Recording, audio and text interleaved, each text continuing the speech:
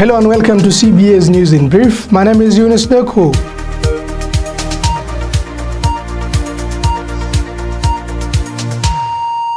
Horn of Africa leaders of Ethiopia, Eritrea and Somalia have held talks in Eritrean capital Asmara on Monday morning. The summit focused to strengthen the shared interest of regional cooperation between Somalia, Eritrea and Ethiopia. The talks between the presidents of the Federal Republic of Somalia, Mohamed Abdullahi Farmajo, President Isaiah Afwerki of Eritrea and Prime Minister Abiy Ahmed of Ethiopia focused on key issues related to their respective countries and development in the Horn of Africa region. A Villa Somalia press statement said the three leaders will use the summit to review and evaluate the effectiveness of existing efforts and measures to boost transparency in the region, discuss strengthening regional stability geared towards countering terrorism, and address challenges surrounding regional cooperation and integration. The statement added that the Somali delegation will share with their Eritrean and Ethiopian counterparts in the summit on the commitment of the government and the people of Somalia, especially in strengthening governance and prosperity, share the gains made in the past while also emphasizing their vital role in the ambitious development process of the region. Relations between Ethiopia, Eritrea and Somalia have continued to grow after the Prime Minister, Dr. Abiy Ahmed, came to power in 2018. The Somali government has retaken full control of its airspace after foreign workers working with the government officially handed over their responsibilities to Somali nationals. Air traffic over the Horn of African nation had been controlled by the United Nations from neighboring Kenya since 1992, a year after the Somalia civil war broke out. Somalia has officially fully reclaimed its airspace control, having all foreign workers in the aviation ministry handing over their responsibilities to competent Somali nationals in the capital, Mogadishu. The team of Somali professionals will be working from a new fully equipped flight information center to control Somalia's airspace in Mogadishu's Aden Adda International Airport, which is largely protected by the Africa Union forces.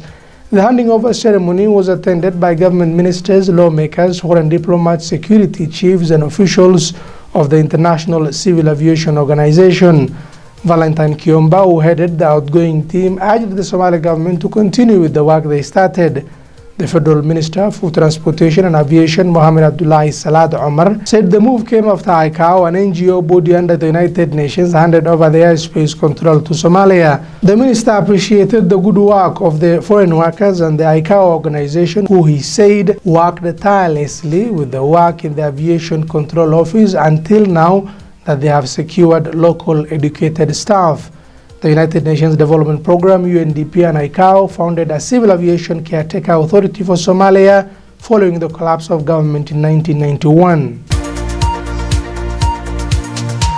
Mogadishu today hosted an expo whose intention is to create an opportunity to invest in Somali youth-owned businesses for growth and creating jobs. The event was opened by Somalia's Prime Minister Hassan Ali Khaire and graced by the U.S. Ambassador to Somalia, Donald Yamamoto. The project's objective is to fund 340 young Somalis who have demonstrated successful business innovation. The Somali government is implementing the program funded by the United States Agency for International Development, USAID, with a US $1.6 million with participation from some of the country's business entities. U.S. Ambassador to Somalia Donald Yamamoto, while addressing the Somali Youth Investment Expo, announced that the U.S. will increase its support to Somalia, especially in education, employment and other key important sectors. The U.S. Ambassador to Somalia and the Somali Prime Minister announced a joint new effort to support young Somali entrepreneurs and innovators as they contribute to Somalia's stability and prosperity on their journey to self-reliance. This initiative contributes to the country's economic development, the growth of their family livelihoods, and the creation of employment opportunities, and a way to keep Somali youth away from crime and extremism. Youth benefiting from this program come from all regions of the country, and entrepreneurship initiatives include agriculture, fisheries, energy and technology. Somalia's Deputy Prime Minister Mahdi Mohamed Ghadar has arrived in Djibouti for a 3-day summit. The leaders of Djibouti government have accorded warm welcome to his delegation on their arrival at Djibouti International Airport. The delegation of the Deputy Prime Minister is part of a 35 government of African, Asian, Middle Eastern, Pacific, Latin American and Caribbean countries who will officially be represented at the 3rd Forum BIE 2030 International Summit on Balanced and Inclusive Education in Djibouti on 27th and 29th January 2020. During the 3-day event, the officials will affirm and sign into being the Universal Declaration of Balanced and Inclusive Education and affirm and sign into being platforms and mechanisms of technical and financial cooperation to support implementation of commitments made in the forum. The Assembly of Nationals of the Global South, taking leadership in reforming education, preparing societies and opportunities of sustainable development, embodies the aspirations shared by many in the international community.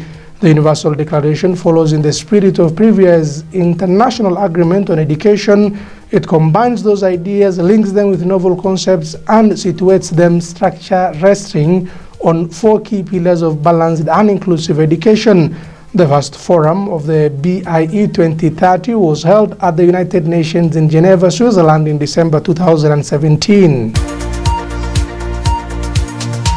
And Somali Prime Minister Hassan Ali Khaire has held talks with Norwegian Ambassador to Somalia, Vebjørn Hines, in the capital Mogadishu. In a Twitter post, Prime Minister Hassan Ali Khaire thanked the government of Norway for its support to help Somali government rebuild the Horn of Africa nation. Twitter post by the Office of the Prime Minister read, and I quote, Hassan Ali Khaire had a good meeting with Ambassador Vebjørn Hines of Norway, Special Envoy to Somalia, whom he thanked for the consistent and enduring partnership we have had with Norway, which recently gave Somalia a bridge loan to help government's midterm financial obligations, end of quote.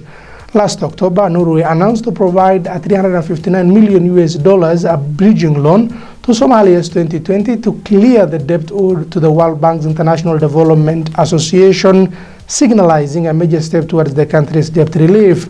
Somalia's external debt amounts to approximately $4.7 billion, and the country has been struggling to clear this debt through the Heavily Indebted Poor Countries Initiative, which grants debt relief to heavily indebted countries under a stringent framework. That is all we have for you on this particular news brief. Thank you for being with us. Enjoy the rest of your viewing.